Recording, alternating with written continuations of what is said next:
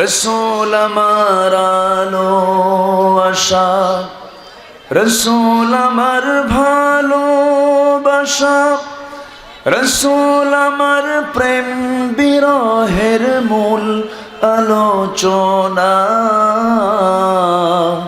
রসুল আমার কাজে কর্মে অনুপ্রেরণা।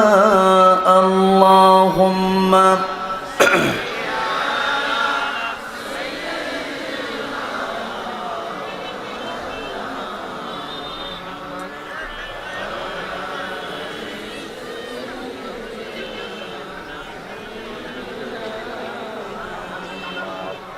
সবাই বলুন বালাগাল উলা বিকামালিহি কাশাফাত তুজা বিজামালিহি হাসনাত জামিউ খিসালিহি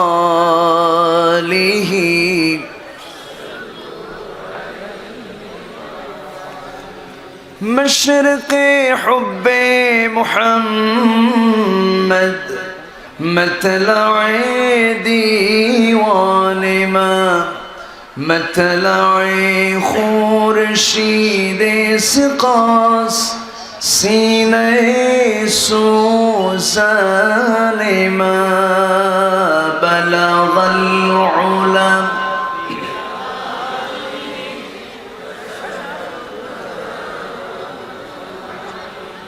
حسنت جميع خصاله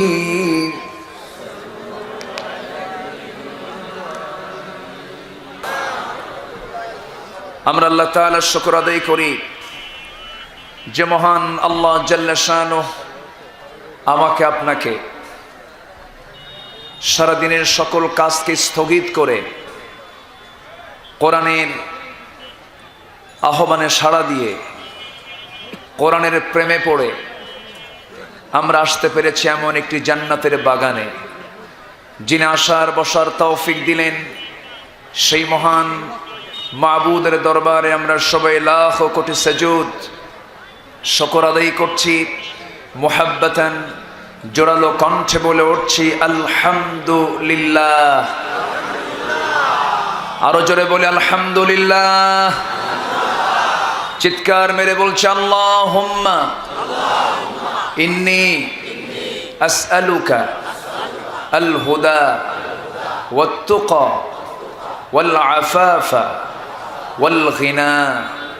সবাই বলি আল্লাহুম্মা লাকা আসলামতু ওয়া বিকা আমানতু ওয়া আলাইকা তাওয়াক্কালতু ওয়া ইলাইকা আনাবতু ওয়াবিকা খাসামতু।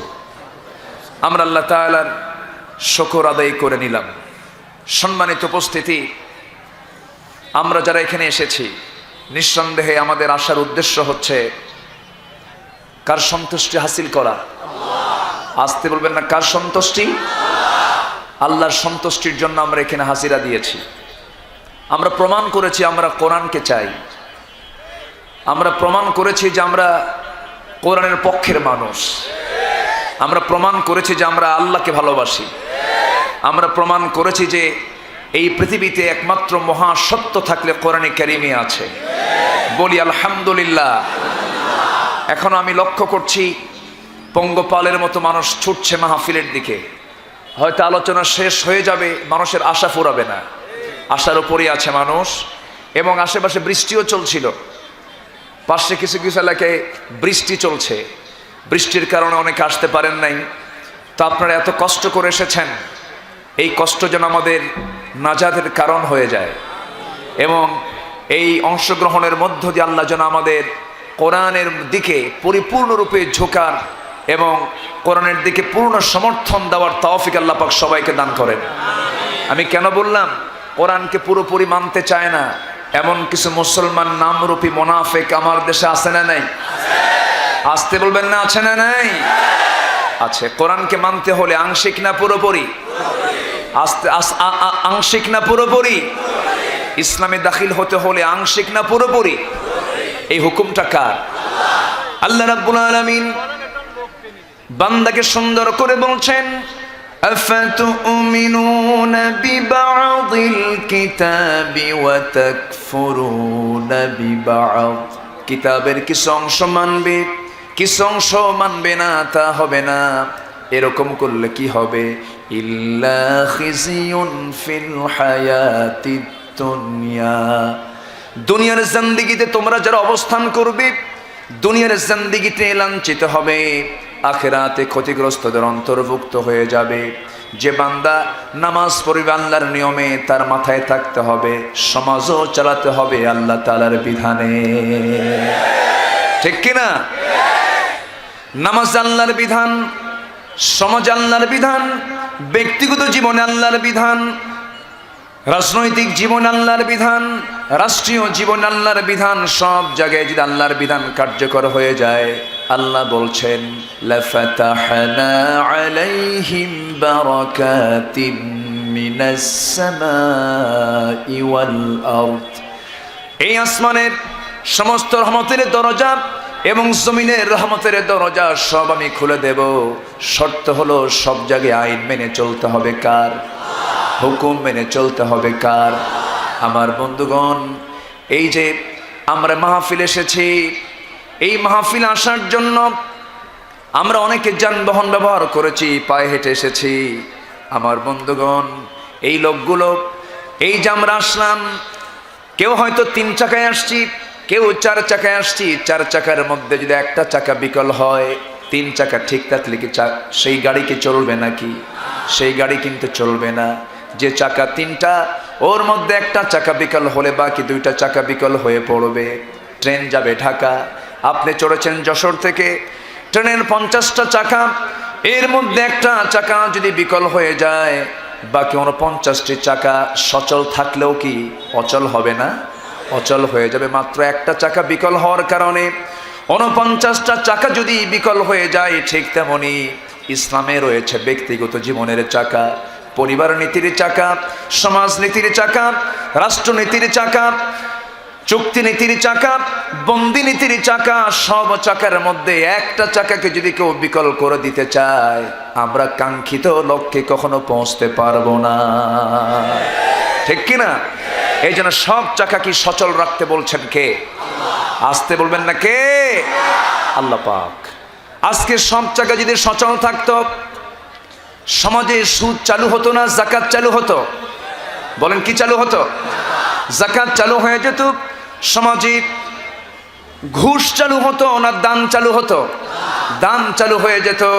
সমাজে আজকে জেনার পরিমাণ বেশি না বিয়ের পরিমাণ বেশি? জেনার পরিমাণ বেশি। বিয়েটার পরিমাণ কমে গেছে, বিয়ে করতেই চায় না, কারণ জেনাটা অ্যাভেলেবেল হয়ে গেছে। সমাজে যখন জেনা অ্যাভেলেবেল হয়ে যাবে, সমাজে নতুন নতুন রোগও ছড়িয়ে পড়বে। এই সকল কিছু অশান্তির মূল কারণ হলো সব জায়গায় আল্লাহর আইনকে না মেনে নেওয়া। ঠিক কি না? হয়তো অনেকে বলেন, হুজুর মসজিদ তো আছে, মসজিদ তো মুসল্লিও আছে, মাদ্রাসাও বাড়তেছে, মসজিদও বাড়তেছে, টুপিওয়ালা দাড়িওয়ালা বাড়তেছে, হজে যাচ্ছে হাজির সংখ্যা বাড়তেছে। এইরকম করে যতই বাড়তে থাকুক, এগুলো বাড়বে, সুদও বাড়বে, জেনাও বাড়বে। এগুলো বন্ধ হবে না। এগুলো বন্ধ করার জন্য সমস্ত চাকাকে আগে সচল করে দিতে হবে। ঠিক কিনা? তো পার্লামেন্টও আছে। হ্যাঁ, আমিও স্বীকার করলাম, কোরআন তো পার্লামেন্টে আছে, কিন্তু কোরআনটা পার্লামেন্টে আছে শুধু তেলাওয়াতের জন্য আছে। ঠিক কিনা? কোরআন তো সব জায়গায় থাকতে হবে। আমার বন্ধুগণ, সবচেয়ে বড় জুলুম হলো যখন কোনো বান্দা আল্লাহর আইনকে প্রত্যাখ্যান করে, যখন বান্দার আইনকে গ্রহণ করে নেয়। এরকম বান্দা তো বাংলার জমিনে নাই। আসতে বলেন, কোন আছে না? নাই। আচ্ছা, আমরা আইন মেনে চলবো কার? বিধান মেনে চলবো কার? জীবনের এক জায়গায় না সকল জায়গায়? এক জায়গায় না সকল জায়গায়? আমরা যখন এই জাতীয় কথা বলতে যাই, তখন আমাদেরকে গালমন্দ করা হয়, আমাদেরকে জঙ্গিবাদী বলা হয়, আমাদেরকে উগ্রবাদী বলা হয়, আমাদেরকে মৌলবাদী বলা হয়। গালির ভাষা এখন একটু চেঞ্জ হয়েছে। রসুলকে এরকম করে গালি দেওয়া হতো। রসুলকে বলা হতো নতুন ধর্মের প্রবর্তক, রসুলকে বলা হতো জাদুঘর, রসুলকে বলা হতো প্রতারক, রসুলকে বলা হতো লেস কাটা, রসুলকে বলা হতো কবি, রসুলকে বিভিন্ন গালে গালমন্দ করতো তৎকালীন কাফের মুশরিকরা, যেমন করে আজকে গালমন্দ করা হচ্ছে আলেমদেরকে। আসতে বলবেন না, জোরে বলুন ঠিক কিনা। গালি খেতে হবে দিনের কাজ করতে গেলে। এটা হচ্ছে আমার নবীর জীবনের 1 নম্বর সুন্নাত। কয় নম্বর সুন্নাত? 1 নম্বর সুন্নাত। গালি শুনতে হবে, গালি শুনে হজম করতে হবে। আমার সান্ত্বনা কে দিবেন? আসতে বলবেন না, কে দিবেন? আমার সান্ত্বনার জন্য কে আছেন? রাসূলকেও গালি দেওয়া হয়েছে, রাসূলকেও লেসকাটা বলা হয়েছে, রাসূলকে শেষ পর্যন্ত পাগলের অভিযোগে অভিযুক্ত করা হয়েছে। লোকটা পাগল হয়ে গেছে, কিন্তু আল্লাহ তাকে সান্ত্বনা দিয়ে বলেছেন, নুন ওয়াল কলমি ওয়া মা ইয়াসতুরুনা মা আনতা বিনি'মাতি রাব্বিকা বিমাজনুন ওয়া ইন্না লাকা লাআজরান গায়রা মামনুন ওয়া ইন্নাকা লাআলা খুলুকিন আযীম। জোরে বলুন আল্লাহু আকবার। হে রাসূল, আপনাকে যেটা বলুক আপনার মনক্ষুণ্ণ হওয়ার কোনো দরকার নাই। আমি আপনাকে আমার পক্ষ থেকে চারিত্রিক সনদ দিয়ে দিলাম, আপনি হলেন সুমহান চরিত্রের অধিকারী। জোরে বলুন সুবহানাল্লাহ। অন্য জায়গায় আল্লাহ রাব্বুল আলামিন রাসূলকে একটা টোটাল সূরা উপহার দিয়ে দিলেন। আমার আপনার ঘরের সূরা, ঠোঁটের সূরা সবার মুখস্থ আছে, আমার সঙ্গে ঠোঁট মিলিয়ে বলুন, ইন্না আ'তাইনাকাল কাউসার ফাসাল্লি লিরাব্বিকা ওয়ানহার ইন্না শানিআকা হুয়াল আবতার। হে রাসূল, আমি আপনাকে হাউজে কাউসার দান করেছি, আপনি হতাশ হবেন না। আপনার দায়িত্ব হলো আপনি নামাজ পড়ুন, আপনি কোরবানি করুন। যারাই বলে নির্বংশ আপনি, তারাই হলো নির্বংশ। কার কথা? আসতে বলবেন না, কার কথা? রাসূলকে যেই গালি দিয়েছে আল্লাহ তাকে ধরে ফেলেছেন। আজকের সমাজেও যারা রাসূলকে গালি দিবে, আল্লাহকে গালি দিবে, আমরা তাদেরকে ধরে ফেলবো। আমাদের দেশে এমন নাস্তিক আছে না নাই? রাসূলকে গালি দিয়েছিল আবু লাহাব, রাসূলকে গালি দিয়েছিল উতবা, শাইবা, মুগীরা। আল্লাহ কাউকে ছাড়েন নাই, সবাইকে ধরে ফেলেছিলেন। আপন চাচা হওয়ার পর আল্লাহ তাকে রেহাই দেন নাই। যখন আবু লাহাব রাসূলকে গালি দিয়েছিল, আল্লাহ তার নাম ধরে গালি দিলেন, তাব্বাত ইয়াদা আবি লাহাবি ওয়া তাব মা আখনা আনহু মালুহু ওয়া মা কাসাব সায়াসলা নারান যাতা লাহাব ওয়া ইমরাআতুহু হাম্মালাতাল হাতাব ফি জিদিহা হাবলুম মিন মাসাদ। ধ্বংস হোক আবু লাহাবের হস্তদ্বয়। কে কামনা করেছেন? আসতে বলবেন না, কে? আমার দেশেও কিছু এরকম নাস্তিক আছে না নাই? এরকম কিছু কুলাঙ্গার আছে না নাই? রাসূলকে নিয়ে যারা ষড়যন্ত্র করছো, হয়তো আজকে তোমাদের জন্য অনুকূল পরিবেশ আছে, কিন্তু এমন একটা দিন আসবে পালানোর জন্য একটা ইঁদুরের গর্ত তোমরা খুঁজে পাবা না। সেই নবীর দুশমনদের বিরুদ্ধে মোকাবেলা করতে কি সবাই রাজি আছেন? রাজি আছেন কারা কারা?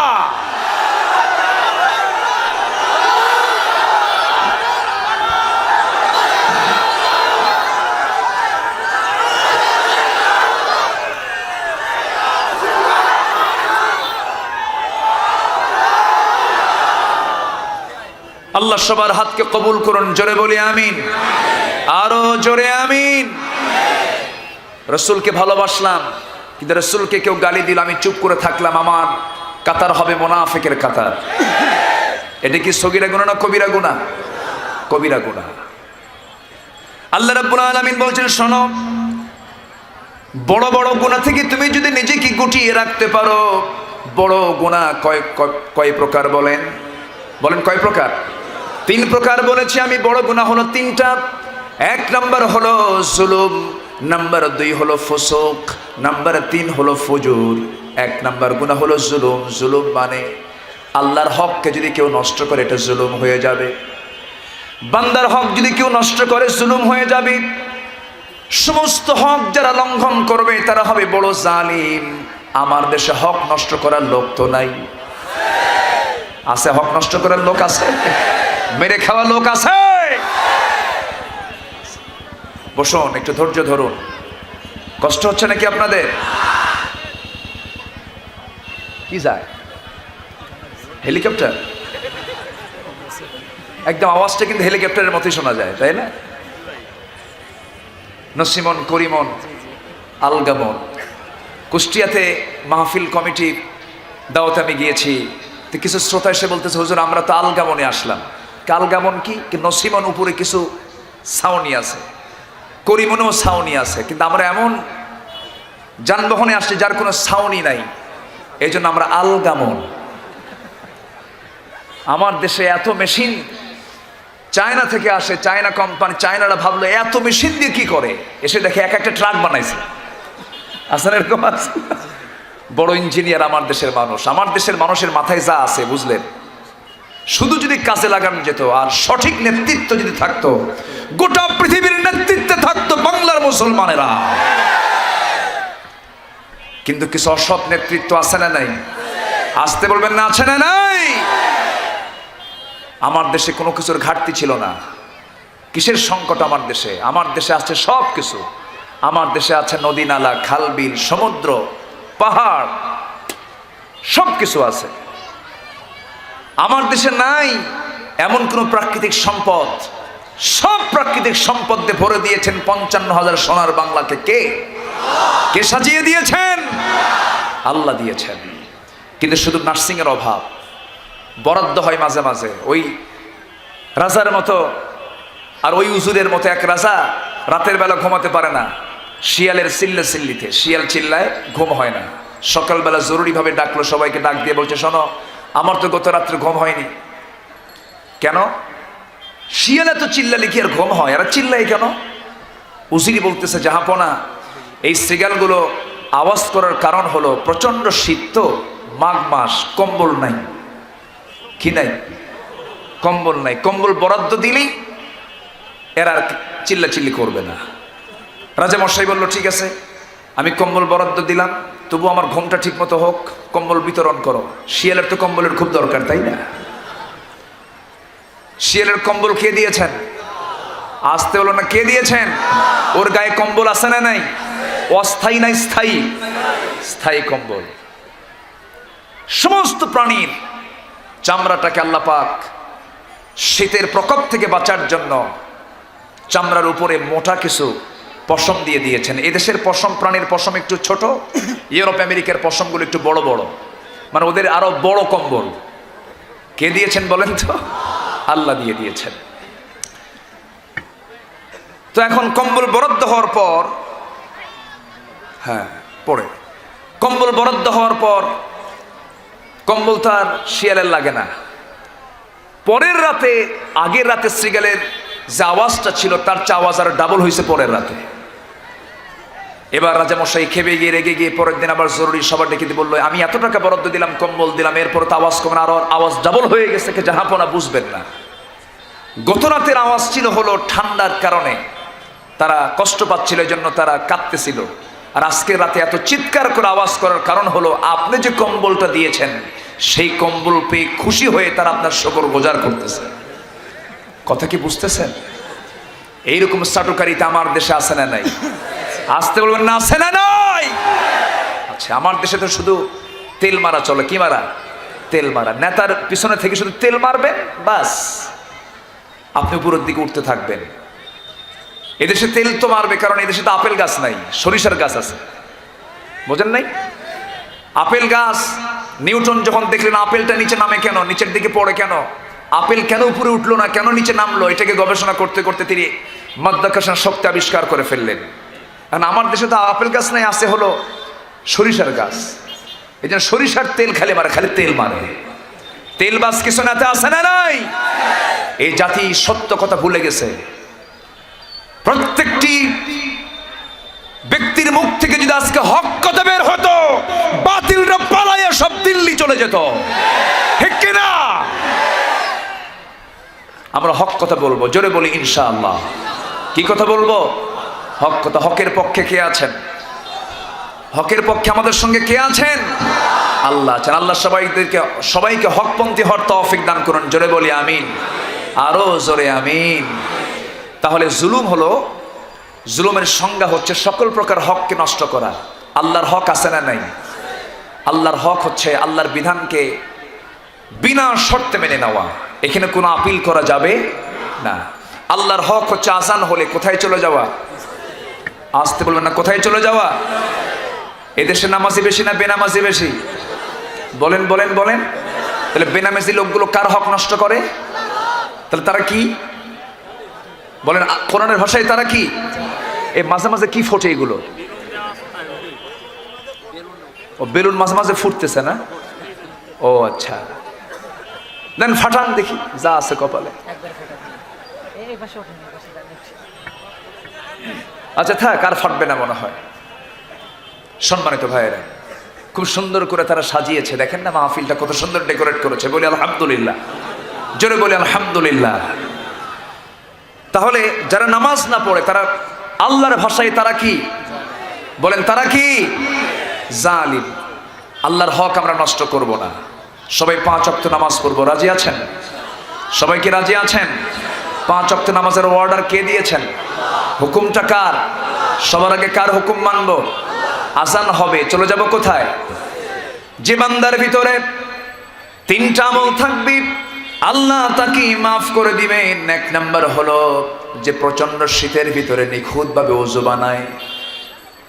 প্রচন্ড শীতকাল, শেষ রাত্রিতে মন চাচ্ছে না বিছনা থেকে আমি উঠি, আরামের ঘুম, ঘুম থেকে আমি উঠবো কেমনে, না উঠবো না। সেই সময় যদি কোনো বান্দা আল্লাহর প্রেমে বিছনাকে হারাম করে দিয়া নিখুঁতভাবে ঠান্ডার মধ্যে ওযু বানায় নেয়, সেই নিখুঁতভাবে ওযু করার কারণে আল্লাহ পাক তার গুনাহগুলোকে মাফ করে দেন। নাম্বার 2 হলো যখন কোনো বান্দা ওযু বানায়া যখন সালাতের উদ্দেশ্যে মসজিদের দিকে রওনা দিয়ে দেয়, আল্লাহ তাকে মাফ করে দেন। নাম্বার 3 হলো 1 ওয়াক্ত নামাজের পর যখন আরেক ওয়াক্ত নামাজের জন্য তার মধ্যে পেরেশানি কাজ করে, আল্লাহ তাকে মাফ করে দেন। এটা হলো ইমানদারের লক্ষণ। ধরুন কোথাও ধোঁয়া উঠতেছে, ধোঁয়ার নিচে কি আছে বলেন? আগুন আছে। এটা হলো ধোঁয়ার আগুনের আলামত হলো সামনে ধোঁয়া দেখা, ধোঁয়ার নিচে তো আগুন আছে। ইমানদারের আলামত হলো আজান যখন হয়ে যাবে তখন সে বাজারে থাকবে না, তখন সে কোনো কাজের মধ্যে থাকবে না। আজান হওয়ার সঙ্গে সঙ্গেই সে ওযু বানায়া কার সামনে দাঁড়াবে? আসতে বলবেন না, কার সামনে দাঁড়াবে? বান্দা যখন ওযু বানায় 2 হাত যখন ধৌত করে, 2 হাত ধৌত করার মধ্য দিয়ে হাতের সগরা গুনাহগুলো মাফ হয়ে যায়। মুখমণ্ডল যখন ধৌত করে মুখের সগরা গুনাহগুলো মাফ হয়ে যায়। মাথা যখন মাসে করে মাথার সগরা গুনাহগুলো মাফ হয়ে যায়। 2 পা যখন ধৌত করে 2 পায়ের সগরা গুনাহগুলো মাফ হয়ে যায়। বান্দা যখন নামাজের উদ্দেশ্যে যখন মসজিদের দিকে রওনা দেয়, প্রত্যেকটি কদমে কদমে 10টা করে নেকি তার আমলনামায় লেখা শুরু হয়ে যায়। বান্দা যখন নামাজে দাঁড়ায় আল্লাহ তার সামনে দাঁড়িয়ে যান। বান্দার সঙ্গে প্রেম হবে কিসের ভিতরে? আসতে বলবেন না, কিসের ভিতরে? নামাজের ভিতরে ছাড়া কোথাও কোনো প্রেমের জায়গা নাই, মোহাব্বতের জায়গা নাই। কিন্তু আজকে নামাজ লাগে না, রোজাও লাগে না, ওযু লাগে না, গোসলও লাগে না, বাবার মুরিদ হলে পরে সব মাফ হয়ে যায়। এমন কিছু দরবার আমার দেশে আছে না নাই? আসতে বলবেন না, আছে না নাই? ওরা বলে বেশি কষ্ট করা লাগবে না, শুধু তোমরা আমার মুরিদ হয়ে যাবে, বছরে 2টা গরু পাঠায়া দিবা, আমার পীর সাহেব হাসরের ময়দানে একটা জাহাজ আনবে, সেই জাহাজের প্যাসেঞ্জার তোমরা হবে, আমার পীর কেবলা সেই হালটা ধরবেন, জান্নাত পার করে জাহান্নামে নিয়ে যাবেন। যা তুই জাহান্নামে। এরকম ভণ্ড দরবার আমার দেশে আছে না নাই? আসতে বলবেন না, আছে না নাই? ওরা হচ্ছে বাতিল গোষ্ঠীর এজেন্ট। তারা ওদের মুখ থেকে হক্কানি আলেমদের বিরুদ্ধে ফতোয়া আসে, ওই সমস্ত দরবার থেকে হক্কানি আলেমদের বিরুদ্ধে কথা আসে। আমি তো আমার ভাষায় বলি, এই যে দেশের তাফসীর মাহফিলগুলো হচ্ছে, এই শিক্ষা, এই প্রচলন, এই ট্র্যাডিশন যার মধ্য দিয়ে চালু হয়েছে, আজকে হচ্ছেন তিনি দেশের সবচেয়ে বড় মাজলুম। আসতে বলবেন না, জোরে বলুন ঠিক কিনা? এদেশে কারো অবদান কম নয়। চট্টগ্রামের শাহ আহমদ শফির চেহারার দিকে আমি যখন তাকাই তখন আমি তাকওয়ার গন্ধ পাই। আলহামদুলিল্লাহ, জোরে বলে আলহামদুলিল্লাহ। যখন আমরা বড় বড় আলেমদের মুখ থেকে যখন হক কথাগুলো শুনি তখন যেন মনে হয় খালিদ বিন ওয়ালিদ যেন আবার পৃথিবীতে চলে এসেছে। যখন আমার কানে যখন আল্লামা সাইদির যখন ওয়াজ যখন আমার কানে আসে তখন যেন মনে হয় কোরআনের বাস্তব রূপ যেন সমাজে চালু হয়ে গেছে। আমরা মনটাকে একটু উদার করি। ওই লোকের নাম নেওয়াই যাবে না, ওই হয়েছে দিস অ্যান্ড দ্যাট, এই সমস্ত কথাগুলো বলে কৃপণতার পরিচয় বহন করবেন না। মানুষকে সম্মান দিয়েছেন কে? আস্তে বল, মানুষকে সম্মান দিয়েছেন কে?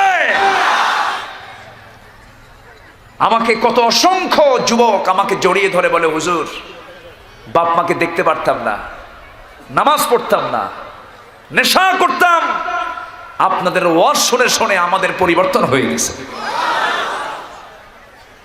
আর সেই আলোচনার মঞ্চগুলো অনেকে বন্ধ করার পায় তারা করে, এরকম আছে না নাই? আজকে চেয়ারম্যান মহোদয়কে ধন্যবাদ জানাচ্ছি,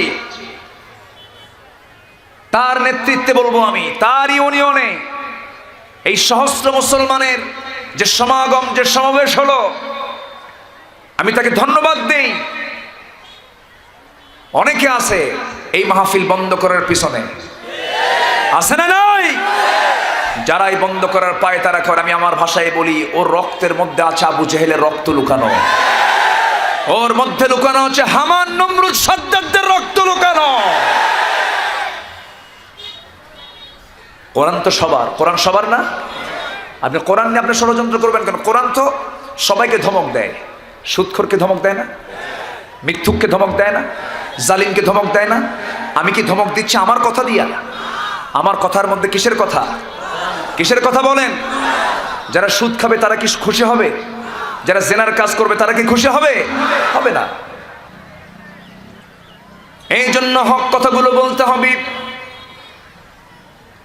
কবিরা গুনাহ হলো তিনটা, বড় বড় গুনাহ হলো তিনটা ভাগে বিভক্ত। এক নাম্বার হলো আল্লাহর হক নষ্ট করে ফেলা।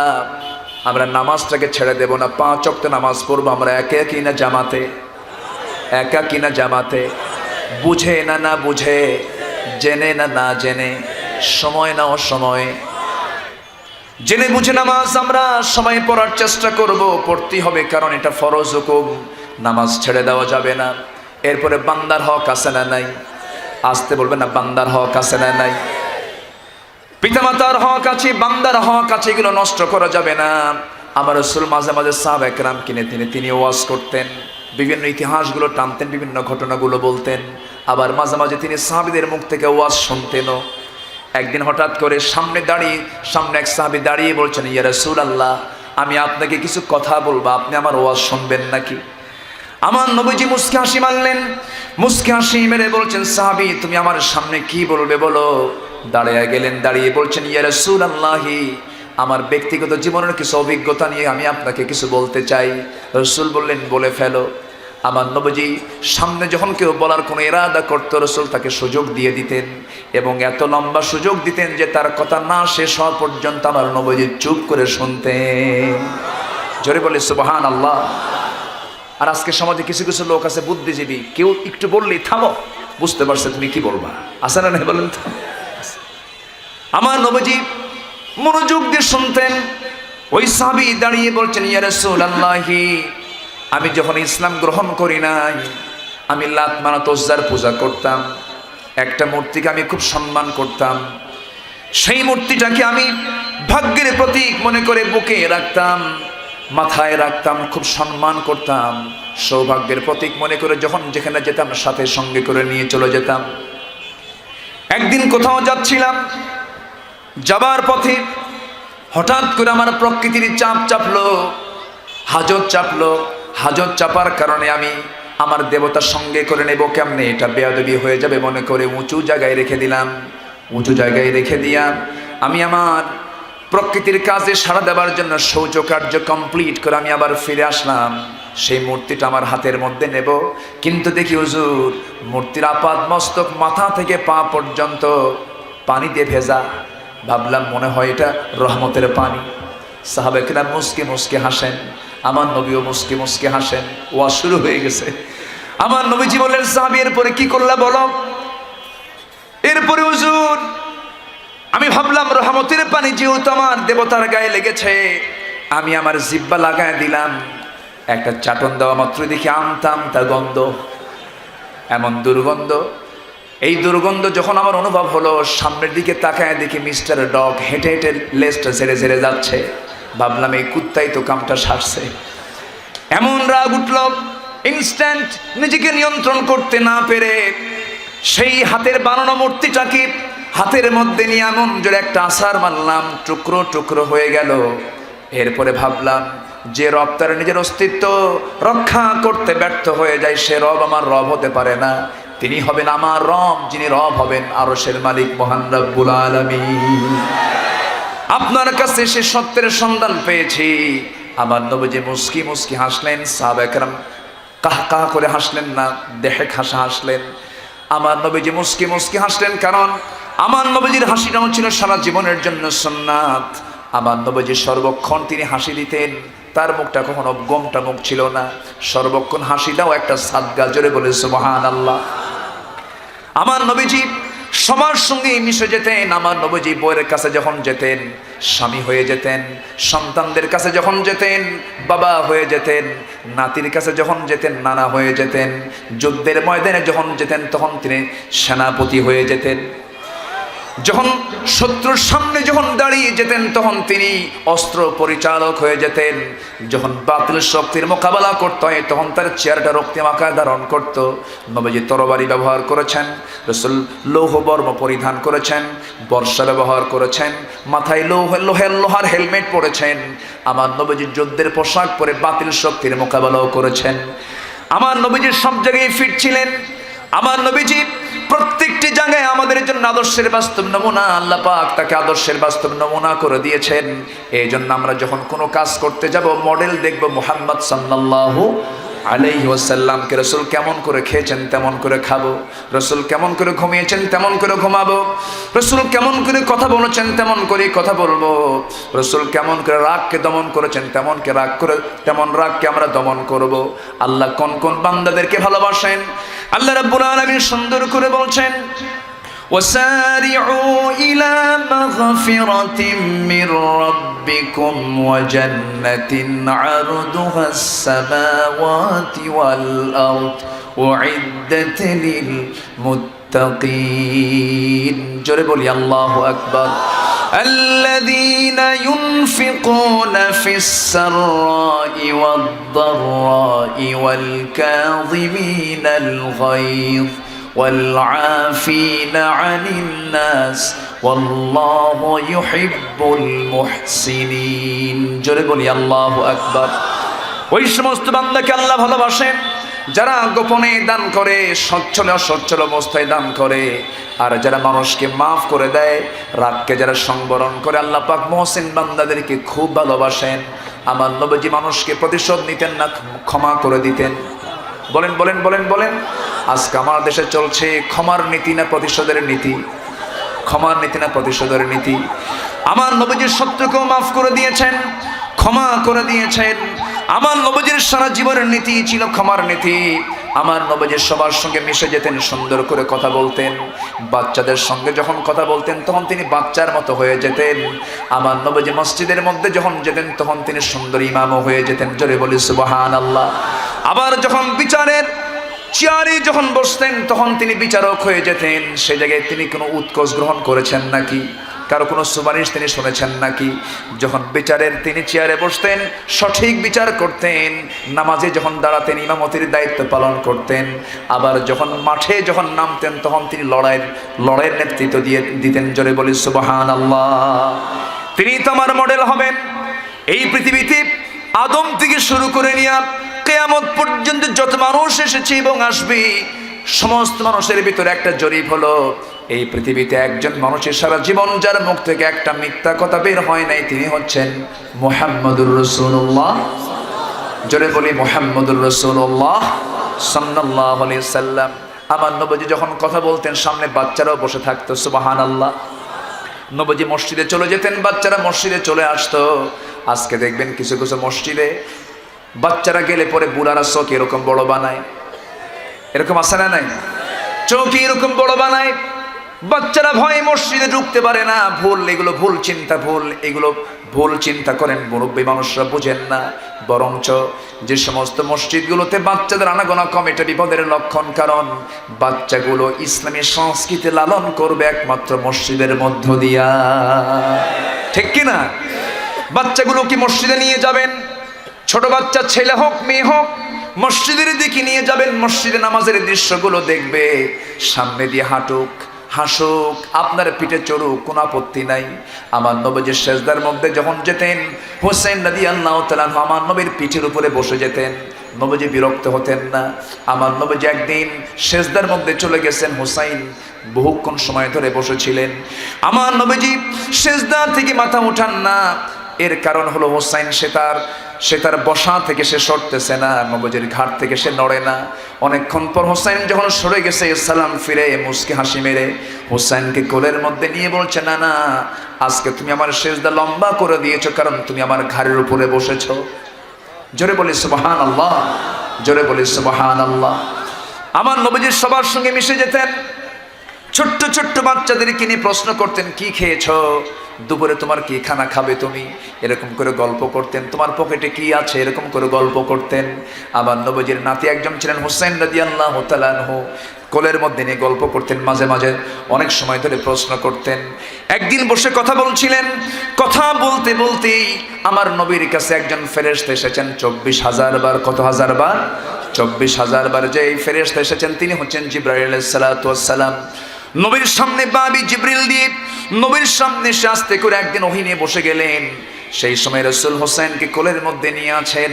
রাসূল তো বলতে পারতেন, হোসেন তুমি এখান থেকে এখন উঠে দাঁড়াও, তুমি চলে যাও, আমি এখন ব্যস্ত আছি, ওহীর কার্যক্রম শুরু হয়ে যাবে। কিন্তু তিনি তা করলেন না। ছোট্ট বাচ্চা নাতি হোসেন মন খারাপ করবে, কোলের মধ্যে বসে নিয়া নাতিকে লক্ষ্য করে বলছেন, না না, আমার সামনে কোন লোকটা এসে বসলো, তুমি তাকে চিনো নাকি? হ্যাঁ নানা চিনি, এই লোকটাকে। এবার হোসেন বলছে, না না, এই লোকটাকে আমি মাঝে মাঝে আপনার কাছে আসতে দেখি, কিন্তু লোকটা দ্রুত গতিতে চলে আসে, দ্রুত গতিতে চলে যায়। কেউ কোনো সাহাবী আপনার কাছে আসলে কেউ খালি হাতে আসে না, কেউ না কিছু না কিছু হাতে কিছু নিয়ে আসে। মেহমানদারি করা যায়, সে কিছু না কিছু নিয়ে আসে, কেউ আপেল নিয়ে আসে, কেউ আঙ্গুর নিয়ে আসে, কেউ বেদানা নিয়ে আসে, উটের দুধ উটের গোশত নিয়ে আসে। কিন্তু এই লোকটা মাঝে মাঝে আপনার সঙ্গে সাক্ষাৎ করার জন্য আসে, খালি হাতে আসে। আমার ভাষায় বলবো, না না, এই লোকটা কৃপণ মানুষ। আমার নবীজি মুস্কি মুস্কি হাসি মেরে বলছেন, না না, মেহমানকে জব্দ করতে নেই, এরকম করে কথা মুখের সামনে বলতে নেই। জিবরাইল তো বেকায়দায় পড়ে গেছেন, তিনি চুপ মেরে আছেন। আল্লাহ বলছেন, জিবরাইল রে, আমার প্রিয় দোস্তের প্রিয় নাতি হোসেন যখন শখ করেই ফেলেছে, তোমার পকেট থেকে কিছু খসায় ছাড়বে, চিন্তা করো না, তোমার পকেটে হাত দাও, আমি আল্লাহ নিজে জান্নাতের আঙ্গুরের ছড়া ঢুকাইয়া দিয়েছি। আঙ্গুরের ছড়া আস্তে করে বের করলেন, বের করে নবীর সামনে যখন ঝুলায় রাখলেন, রাসূল তো টের পেলেন জান্নাতের টসটসে আঙ্গুর। এবার বলছেন, না কৃপণ সাহাবী কে বলেছে, দেখো না কত সুন্দর আঙ্গুর নিয়ে এসেছিল, কি সুন্দর, তুমি এটা খাও। না না, আমি ভাবছিলাম এতক্ষণ ধরে সাধারণ কৃপণ, এখন দেখি মারাত্মক কৃপণ। কেন? পকেট আঙ্গুর থুই আঙ্গুর বের করে না। জোরে বলি সুবহানাল্লাহ।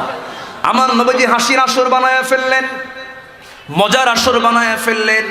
রাসূল তাকে জড়িয়ে ধরে বলছেন, না না, মেহমানকে এমন জব্দ করতে নেই, যা বলেছে বলেছো, আর বলো না, তুমি এখন খাওয়া শুরু করো।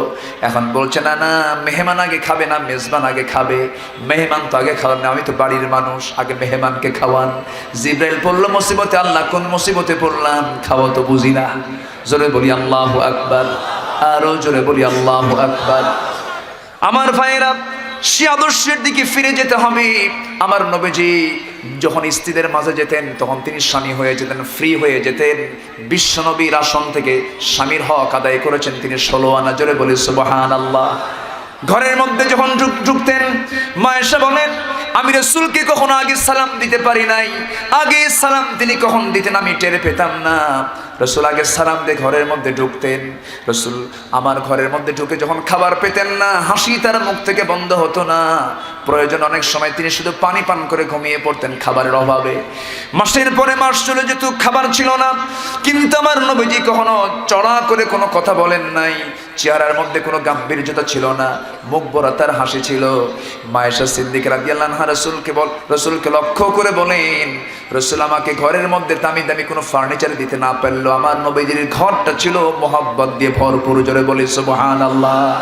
আর এখন ঘরগুলো ফার্নিচার দিয়ে ভরা, কিন্তু মোহাব্বত চলে গেছে গাছতলায়। আসতে বলেন কেন? জোরে বলেন ঠিক কিনা? সব নোংরামি প্রেমগুলো চলছে হলো ইউনিভার্সিটির চত্বরে, কলেজের ক্যাম্পাসে। আমি কি ভুল বলছি? আমি কি ভুল বলছি? ওগুলো কি জেনা নয়? একজন অপরিচিত পুরুষ এবং অপরিচিত নারী পরিচিত হয়ে গেল, ঠিক আছে, কিন্তু স্বামী স্ত্রী পরিচয় ছাড়া এমন কোন নর নারী যদি এক জায়গায় বসে, ওটা কি জেনা নয়? আসতে বলেন কেন? ওয়ালা তাকরাবুজ জিনা, তোমরা জেনার নিকটেও যাও না। এই সমস্ত অপকর্মগুলো চলছে। সমাজ থেকে জেনা বন্ধ হবে কেমনে? সকল জেনার অপকর্ম বন্ধ করার জন্য সমাজে চালু করে দিতে হবে পর্দার বিধান। আসতে বলেন কেন? কিসের বিধান? পর্দার বিধান। আমার নবীজি পর্দার ব্যাপারে খুবই কঠোর ছিলেন। আমরা আমাদের পরিবারকে পর্দার আওতায় নিয়ে আসবো, জোরে বলি ইনশাআল্লাহ। পর্দা যদি না করান, এটাও জুলুম। এটাও কি জুলুম। আপনি অন্য কোনো বান্দার ইমানকে নষ্ট করে দিচ্ছেন, আপনার মেয়েকে বাইরে উলঙ্গ করে বের করে দিয়ে, ঠিক কিনা? আমার ভাইয়েরা, কথায় তো কথা বেড়ে যায়, কথার তো কোনো থা নেই। যেদিক নিবেন সেই দিকেই চলে যাবে। মূল আলোচনার দিকে চলে আসি। আমরা বলছিলাম বড় বড় গুনাহগুলো আমরা ছেড়ে দেব, আল্লাহ পাক আমাদের ছোট গুনাহগুলো মাফ করে দিবেন। এর মধ্যে সবচেয়ে বড় গুনাহ হলো জুলুম। সবচেয়ে বড় গুনাহ কি বলেন?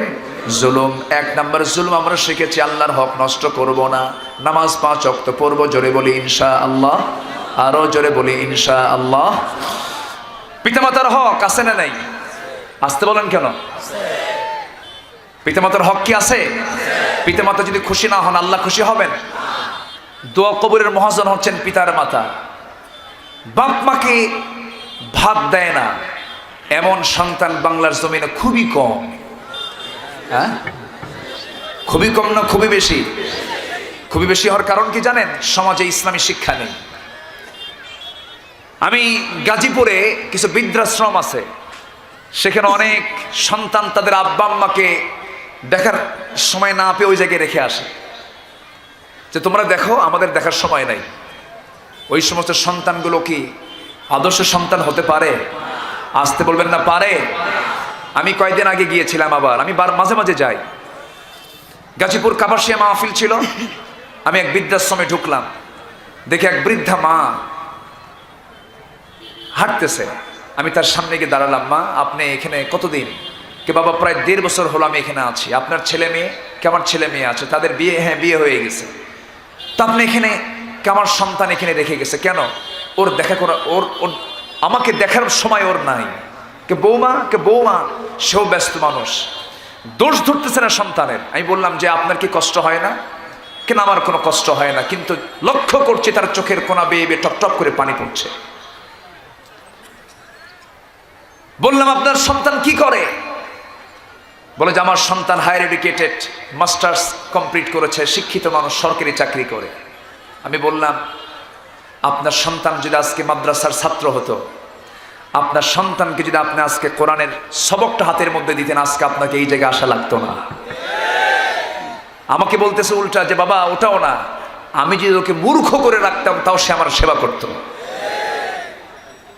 সম্মানিত ভাইয়েরা, আমাদের সমস্যা কোথায়? আমরা সমস্যাগুলো খুঁজে বেড়াই না। সমাজ আজকে মাদক দিয়ে সয়লাভ হয়ে গেছে, জেনা দিয়ে সয়লাভ হয়ে গেছে। আজকে সমাজে খুনের পরিমাণ বেড়েছে, ধর্ষণের পরিমাণ বেড়েছে। এটার মূল কারণ হলো জাতিকে আজকে কৌশল করে কোরআন শিক্ষা থেকে দূরে রাখা হয়েছে। প্রতিটি সন্তানের হাতে আপনি কোরআনটা তুলে দেন, গাইড দেওয়ার জন্য আপনার আব্বা আম্মা লাগবে না, কোরআন আপনার সন্তানকে গাইড করবে। কিন্তু আজকে কোরআন শিক্ষার জন্য ষড়যন্ত্র আছে না নাই? হয়তো বলবেন মাদ্রাসা তো আছে, হয়তো বলবেন মাদ্রাসার তো সার্টিফিকেট দেওয়া হচ্ছে।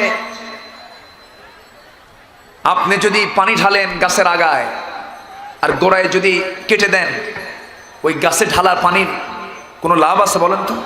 লাভ আছে? লাভ নেই। মূল শিক্ষার দিকে ফিরে যেতে হবে। আবরারকে আজকে মরা লাগতো না, বুয়েটের ছাত্র, মেধাবী ছাত্র, এই খুলনার ছাত্র, খুলনার সে সন্তান, কুষ্টিয়া বাড়ি তার। এই আবরারকে আজকে মরা লাগতো না। যদি তার বন্ধু বান্ধবের ভিতরে যদি কোরআনের সবক থাকতো, আজকে তার হত্যা হওয়া লাগতো না। এই জন্য সব জায়গায় কোরআনের শিক্ষা চালু করার দরকার আছে না নাই? আসতে বলবেন না, আছে না নাই? আছে। পিতামাতাকে সম্মান করব আমরা, জোরে বলি ইনশাআল্লাহ, আরো জোরে বলি ইনশাআল্লাহ। আমার রাসূল একদিন সাহাবায়ে কেরামকে নিয়ে কথা বলছিলেন, বললেন হঠাৎ করে বললেন, সাহাবীরা আমি একটা ইতিহাস শোনাই। হ্যাঁ ইয়া রাসূলুল্লাহ, আপনি শোনান। রাসূল বললেন, আমাদের আগের যুগে বনি ইসরাইলদের যুগে 3 যুবক, 3 আল্লাহর বান্দা, তারা হঠাৎ করে একসঙ্গে কোন একটা সফরে বের হলো। সফরে বের হয়ে হঠাৎ করে রাস্তার মাঝেই তারা চরম ঝড়ের কবলে পড়ে গেল। পাহাড়ি অঞ্চল সামনে পেয়ে তারা পাহাড়ের দিকে দৌড় মারল। দৌড় মেরে পাহাড়ের একটা গুহা ছিল, সেই গুহার মধ্যে তারা আশ্রয় নিল। প্রচন্ড পাহাড়ির ঢল হচ্ছিল, সেই ঢলে একটা বিশাল পাথর এসে সে আশ্রয় নেওয়া গুহার মুখে পাথরটা আটকে গেল। নিশ্চিত মৃত্যু ছাড়ার কোনো উপায় নেই। 3 জন বান্দার চোখের ভিতরে পানি চলে এসেছে, তারা কান্নায় ভেঙে পড়ছে আর দোয়া করতেছে আল্লাহর কাছে। সাহাবায়ে কেরাম বললেন, ইয়া রাসূলুল্লাহ, তারা কি দোয়া করলো আপনি আমাদেরকে শোনায় দেন। আমার নবীজি বললেন, সাহাবীরা, সেই পাহাড়ি গুহায় আটকে পড়া 3 জন যুবক সারা জীবনের যত অর্জিত যত ভালো কাজ তারা করেছে, সেই ভালো কাজের কথা তারা মনে করলো। এক যুবক দোয়া করে, আল্লাহ তাআলা, জীবনে তেমন কোনো ভালো কাজ করতে পারিনি, তবে এক রাতের কথা মনে হয়েছে। সেই রাতের ব্যাপারটা হলো, অনেক গভীর রাতে আমি যখন বাড়ি ফিরলাম, আমার ক্লান্ত শ্রান্ত চেহারা দেখে আমার স্ত্রী আমার সামনে 1 গ্লাস দুধ খাওয়ার জন্য এনে হাজির করলো। আমি বললাম, আমার স্ত্রী, আমার হাতে তুমি দিচ্ছ, আমার সন্তান তো আছে, সন্তানকে দাও। আমার স্বামী, আমার স্ত্রী আমাকে জোর করে আমার হাতে দিয়ে দিল। সন্তানও কান্দে, দুধ খাবে। আমার শরীরটা ক্লান্ত, আমারও খাওয়া দরকার, কিন্তু আল্লাহ আমার জন্য প্রয়োজন মনে করলাম না, আমার সন্তানের জন্য প্রয়োজন মনে করলাম না। আমার মার কথা মনে হয়ে গিয়েছিল। আমার মা পাশের রুমে বসেছিলেন। আমি সেই 1 গ্লাস ভর্তি দুধটা নিয়ে হাত আস্তে করে নিয়ে মার ঘরের সামনে গিয়ে সালাম দিয়ে ভিতরে ঢুকেছি আর বললাম, মা, আমি তোমার সামনে দাঁড়িয়েছি, 1 গ্লাস দুধ তোমাকে খাওয়াবো, তুমি খাও, আমি দেখবো চেয়ে থেকে। আমার মা মুস্কি হাসি মেরে দুধটা খেয়ে নিয়েছেন। ও আল্লাহ, আমি আমার মাকে এতটুকু প্রাধান্য দেওয়ার চেষ্টা করেছি, এই সওয়াবটা যদি তুমি আল্লাহ আমাকে দিয়ে থাকো, মেহেরবানি করে সেই রাতের আমলের বদৌলতে তুমি আল্লাহ এই বিপদ থেকে আমাদেরকে তুমি আল্লাহ উদ্ধার করো। এই দোয়া করার সঙ্গে সঙ্গে আল্লাহ রাব্বুল আলামিন নিশ্চিত মৃত্যুর হাত থেকে তাদেরকে রেহাই দেওয়ার জন্য সেই পাহাড়ের মুখ থেকে পাথরটা একটু সরাইয়া দিলেন। আরেকজন দোয়া করে, আয় আল্লাহ তাআলা, জীবনে তেমন কোনো ভালো আমল করতে পারি নাই, তবে আমি একটা আমল করার চেষ্টা করেছি। কোন এক শ্রমিক আমার বাড়িতে কাজ করতে এসেছিল, সকাল থেকে সন্ধ্যা পর্যন্ত কাজের পর আমি তাকে তার ন্যায্য পাওনা দিতে পারি নাই। সে আমাকে ছেড়ে চলে যায়, আমি তাকে আর খুঁজে পাই নাই। সেই ন্যায্য পাওনা, সেই শ্রমিকের পাওনার টাকা দিয়ে একটা ছাগি কিনলাম। সেই ছাগি কেনার পরে সেই ছাগি থেকে আরো ছাগির জন্ম হলো, একটা ছাগলের পাল হয়ে গেল। সেই ছাগলের পাল যখন অনেকগুলো হয়ে গেল, ওই শ্রমিক আমার সঙ্গে একদিন দেখা করার জন্য আসছিল। সেই সময় আমি তার হাতে সেই টাকা না তুলে দিয়ে ছাগল পালটা টোটাল আমি তাকে দিয়ে দিয়েছি। আমানতের খেয়ানত করি নাই। আল্লাহ, তুমি যদি আমার এই কাজটাকে তোমার কাছে যদি কবুল মঞ্জুর হয়ে যায়, মেহেরবানি করে বিপদ থেকে তুমি আল্লাহ আমাদের বাঁচাইয়া দাও। সহিহ হাদিস এসেছে, পাথরটা একটু সরে গেল। আরেকজন আল্লাহর বান্দা দোয়া করতে চায়, আল্লাহ তাআলা, জীবনে তেমন কোন আমল করতে পারি নাই, তবে একটা আমল করার চেষ্টা করেছি। সে আমলটা হলো, আমি যুবক মানুষ, আমার এক চাচাতো বোন ছিল। সেই চাচাতো বোন গভীর রাতে আমার ঘরের মধ্যে একদিন ঢুকে পড়লো। আমি তাকে ফুসলি আমার ঘরে আমি তাকে ডেকে নিয়েছিলাম। ঘরের মধ্যে আমরা মাত্র 2 জন। আমি তাকে নিচে রাখলাম। আমি তার 2 রুর মাঝখান পর্যন্ত গিয়েছিলাম, জেনার কাজে আমি লিপ্ত হয়ে যাব। হঠাৎ করে আমার চাচাতো বোনটা আমার দিকে তাকিয়ে চোখের পানি ফেলে ফেলে বলছে, ভাই রে, আমরা যদিও 2 জন, কিন্তু এখানে আরেকজন আছেন, তিনি কে? আসতে বলবেন না, তিনি কে? সে আল্লাহ তোমাকে দেখছেন, তোমাকে দেখছেন, জেনার কাজে লিপ্ত হওয়া যাবে না। ও আল্লাহ, আমার সেই বোনের কথাটাকে আমি ফেলে দেই নাই, নিজের যৌবনকে কন্ট্রোল করে সেই স্থান থেকে নিজেকে আমি রক্ষা করার চেষ্টা করেছি। আল্লাহ তোমার দরবারে যদি দোয়া মঞ্জুর হয়ে যায়, মেহেরবানি করে এই বিপদ থেকে তুমি আল্লাহ আমাদের উদ্ধার করো। এই তিনজনের দোয়া মঞ্জুর হয়ে গেছে, সঙ্গে সঙ্গে সেই পাথরটা পাহাড়ের মুখ থেকে সরে গেল। তিন আল্লাহর বান্দাকে আল্লাহ রাব্বুল আলামিন নাজাত দিয়ে দিলেন। জোরে বলি সুবহানাল্লাহ। এখান থেকে কয়টা শিক্ষা বলেন? আসতে বলবেন না, কয়টা শিক্ষা? একটা হলো পিতামাতার হক নষ্ট করা যাবে না। নাম্বার 2 হলো আমানত রক্ষা করতে হবে। ক্ষমতায় যারা থাকবেন এটাও কিন্তু একটা আমানত, ঠিক কিনা বলেন? আসতে বলবেন না, জোরে বলেন ঠিক কিনা। ক্ষমতার মসনদে বসে আছেন, চেয়ার নিয়ে বসে আছেন, যদি আপনার কোন আমানতের খেয়ানত হয়ে যায়, 14 কোটি মানুষ আপনার বিরুদ্ধে আল্লাহর দরবারে সাক্ষী হয়ে দাঁড়াবে একদিন, ঠিক কিনা? কিন্তু চেয়ার পাইলেই তো মাথা ঠিক থাকে না। আমি কি ভুল বলছি? আমি কি ভুল বলছি? কত সন্ত্রাসী, গুন্ডা, মাস্তান, বদমাইশরা প্রকাশ্যে ঘুরে বেড়ায়। আর কোরআনের পাখি সারা জীবন যিনি কোরআনের খেদমত করে গেলেন, আজকে তার কপালে জোটে 4 শিকের দাওয়া।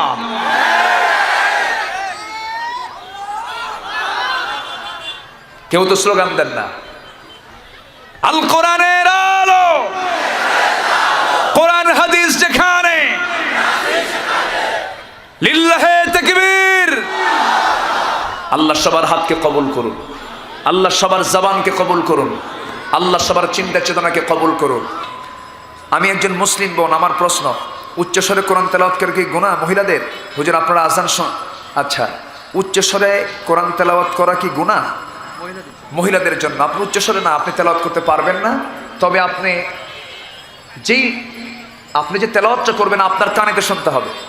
আপনার কান যেন শোনে, আপনি এমন আওয়াজটা দিবেন। এবং যদি আপনি দেখেন যে এখানে কেউ শুনতে পাচ্ছেন, আপনি তখন আপনি তেলাওয়াত করতে পারবেন, এতে কোনো সমস্যা নেই। আচ্ছা, এরপরে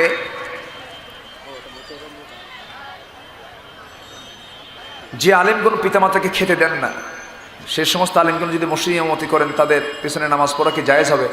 যে আলেমগণ মানে কোন আলেমগণ? এটা তো মিথ্যা কথা। যে বাপ মাকে খেতে দেন সে কি আলেম? বলেন তো, সে কি আলেম? কোরআনের ভাষায় সে কি? কোরআনের ভাষায় সে কি? জালিম। সে তো আলেম না। ইন তাজতানিবু কাবায়িরা মা তুনহাউনা আনহু নুকাফির আনকুম সাইয়্যাতিকুম। বড় বড় কবিরা গুনার মধ্যে একটা বড় কবিরা গুনাহ হলো বাপ মাকে খেতে না দেওয়া, তার সঙ্গে রূঢ় আচরণ করে। এটা সবচেয়ে বড় জুলুম। সবচেয়ে বড় কি? জুলুম। তার পিছনে আপনি নামাজ পড়বেন কেমনে? যে বাপ মার হক আদায় করতে পারে না, সে আল্লাহর হক আদায় করবে কেমনে? ঠিক কি না? মারাত্মক গুনাহ। আচ্ছা, আসুন আমরা আল্লাহর কাছে চাই, আল্লাহর কাছে দোয়া করে আল্লাহ যেন আমাদের গুনাহগুলোকে মাফ করে দেন।